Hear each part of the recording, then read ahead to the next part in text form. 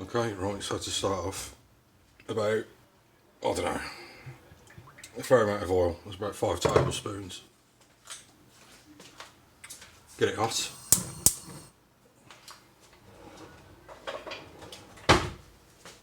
Get your trusty curry spoon.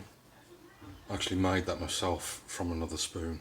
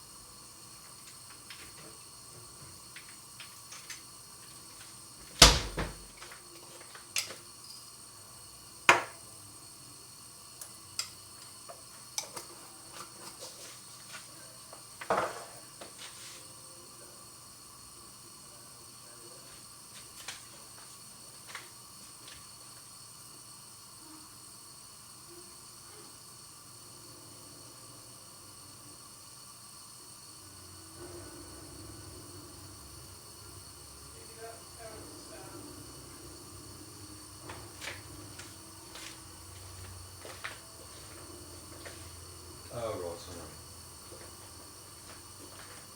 right, right, so here I've got about 2.5 onions, just coarsely chopped. You want to get that in there.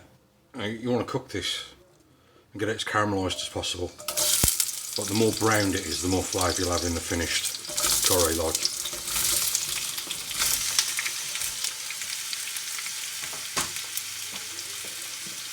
Bit of salt. Probably about half a tablespoon running that.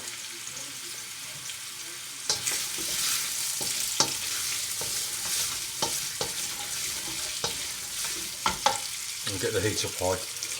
Now you can throw in your whole spices now, and what this will do, it will flavour the oil. So got about a thumb-sized piece of cassia bark or cinnamon, you know, 3 bay leaves. You can get Asian bay, the better, but just any bay leaf will do.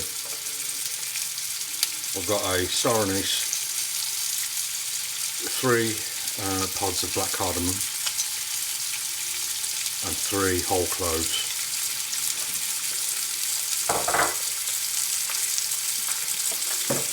You might want to add green cardamom pods now, about 4 or 5, but I've got seeds, so I'm going to add that when I add the spices, and then during cooking they'll be soft enough, you know. Bear in mind that at the end of cooking you are going to have to pick these out, so don't go too overboard with it, or, you know, I mean, you could always make a, like in a muslin, you know, a bouquet garni type of thing.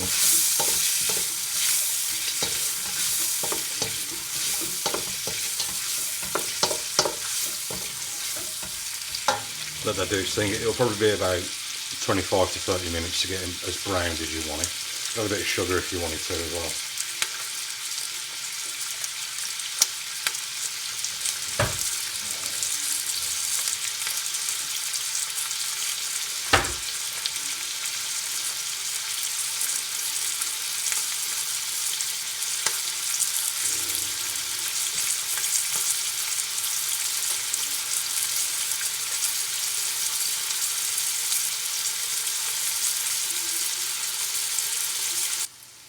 Right, so that's at about 15, maybe 20 minutes. You can cook that for as long as you want. You can get them to just cooked completely down if you want to. What I'm going to add now is puree, so it's probably about just under 2 tablespoons of puree, and with this you're making a bit of a paste, you know.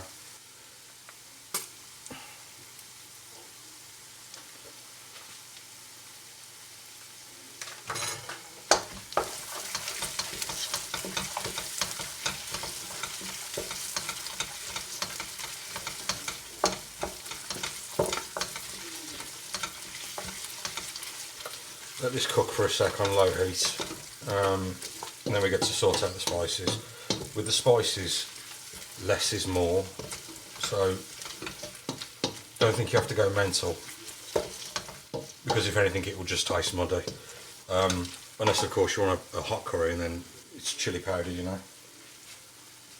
So I've got garlic and ginger paste here. I'm going to add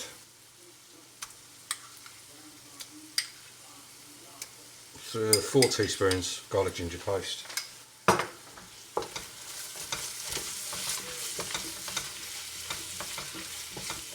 Now I made that myself in a blender. All you do is get a good piece of root ginger, cut it into manageable sized pieces for the blender, good glug of oil, garlic, and whiz it up, and that's it. Maybe a bit of water as well just to loosen it up.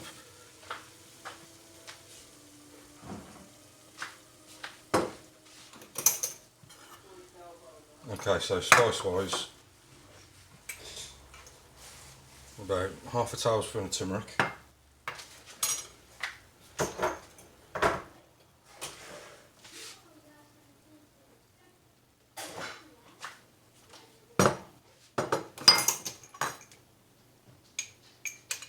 about a quarter of a tablespoon of coriander, that's ground coriander seed, a little bit less of cumin, otherwise you'll have it tasting Mexican.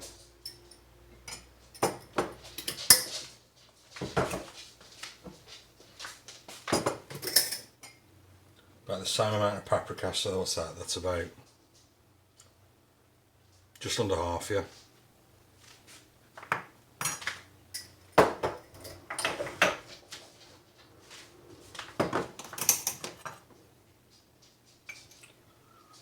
Tiny little bit of garam masala.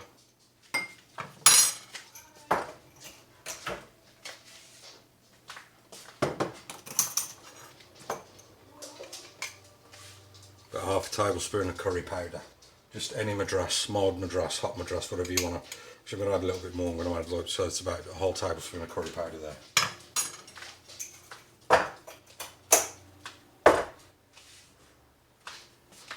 Now, if you want to add chili powder to it, but I've got a paste, so I'm going to be using that. This stuff, fenugreek or methi, this you can smell this as soon as you walk into the shop, and it's got that really dank smell. This is what this is.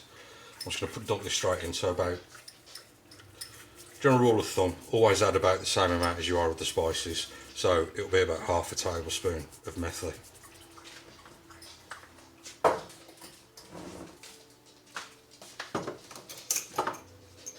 Cumin seed, a little pinch.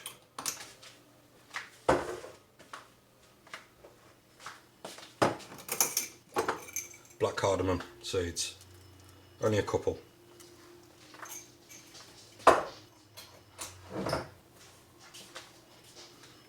Okay, in with your spices into your tomato puree, whatever. Chili paste for me. Cook this on a low heat. It'll only need about 40 seconds, and then the rest we're going to be putting the chicken in, and obviously it will cook with that then as well.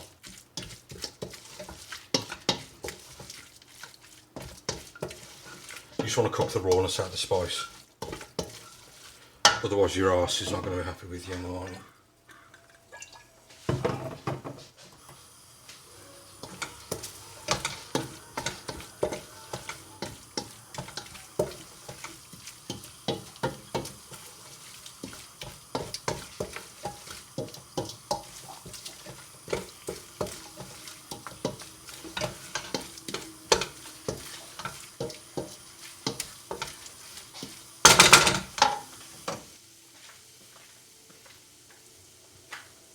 Okay, now I've got about a kilogram, maybe just a little bit over of chicken thigh. If you want to put it on the bone, go for it, but just be aware of the amount of oil you put in, because a lot of fat will come off the bone. So, in go the chicken. Season, salt.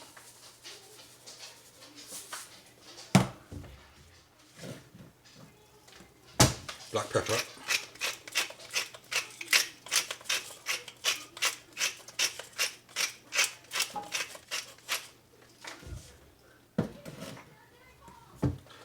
give it a good mix, then back on a high heat.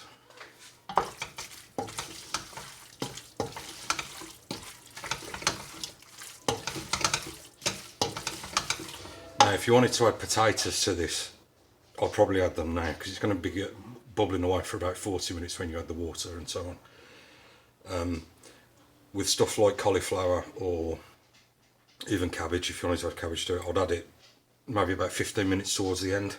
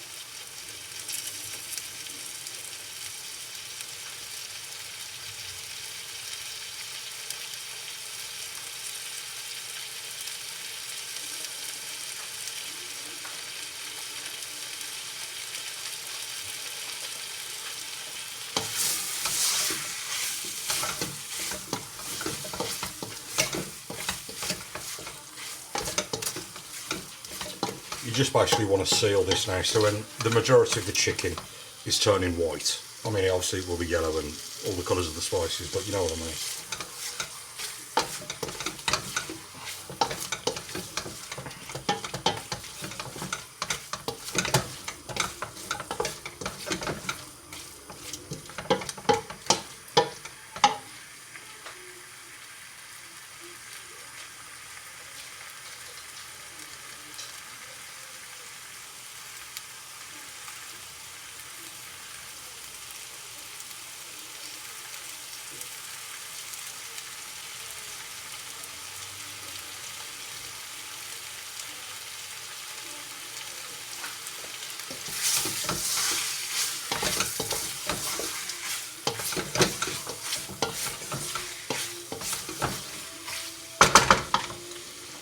Right, so I'm saying that's pretty much sealed.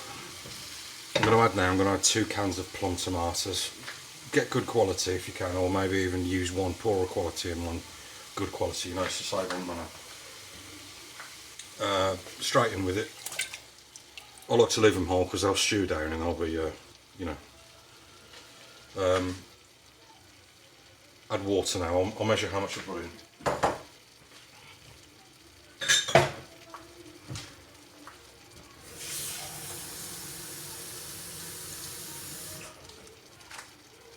You just want to cover the chicken, so that is a pint of water, 500 millilitres.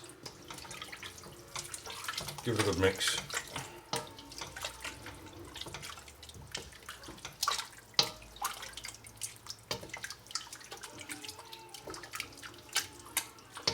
Now it might possibly need seasoning if that's the case. It will more than definitely need sugar, but what you can do is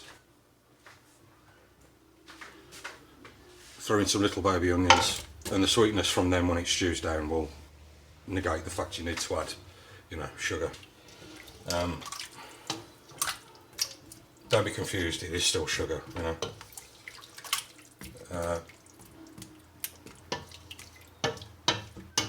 Bring it up to temp.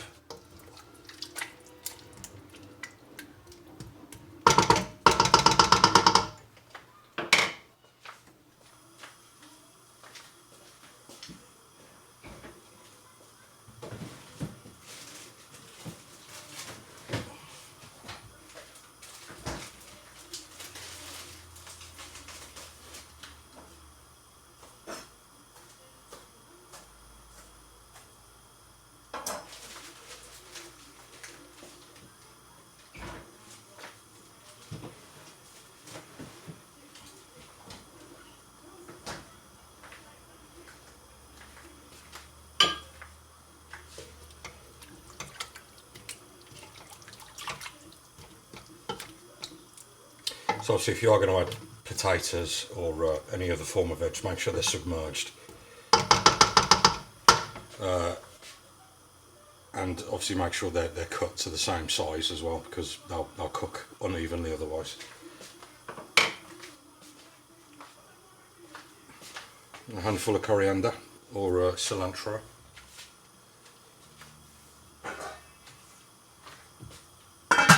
Cover and let that go for about 40 to 50 minutes, maybe an hour.